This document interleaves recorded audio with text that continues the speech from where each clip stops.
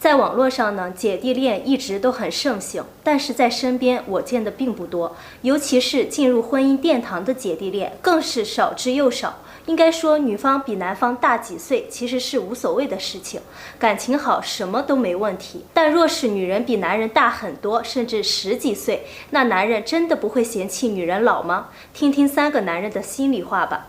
唐先生今年32岁，他说刚开始新鲜，现在觉得很后悔。我妻子今年正好40岁，比我大8岁。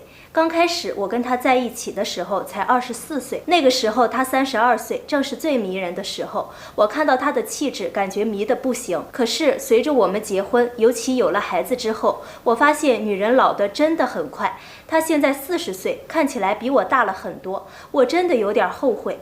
当时自己年轻就喜欢熟女，现在才觉得女人还是年轻的好。尤其是在办公室里面，看到单位的女孩个个年轻的跟水一样，回家再看到她，真的很后悔。而且她似乎到了更年期，脾气还很不好，要不是有了孩子，真的很想离婚了。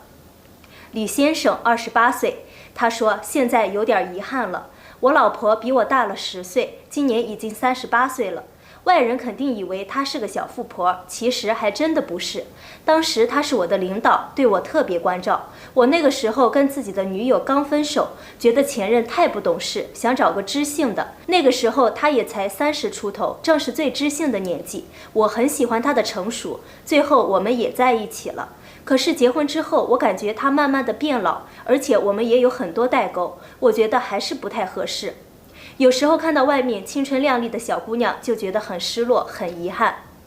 丁先生32岁，他说这个具体要看你迷恋对方什么。我觉得这个东西一定要想好一件事情，如果你要娶的女人是年纪比你大很多，那你就不要贪图她的容貌，容貌是最容易贬值的。你像我一样，就是喜欢老婆的性格，成熟知性，遇到事情能给我出谋划策，是我的好军师。他比我大了7岁，但我很迷恋他，而且我觉得他年纪越来越大，容貌也慢慢逝去，我也会依然迷恋他，因为我根本不是看他的外在，姐弟恋最好别看外在。其实我觉得丁先生说的很实在，姐弟恋虽然看似流行，实际上都是网络上面很多人尝鲜，真的结婚的并不多，而且结婚之后离的也不少，年龄差距大就是有很多问题。所以真的要谈姐弟恋不是不行，但你要想好，对方年老色衰之后，就像丁先生一样，看的是对方的灵魂，那就没有问题。我是大美，感谢观看，下期再见。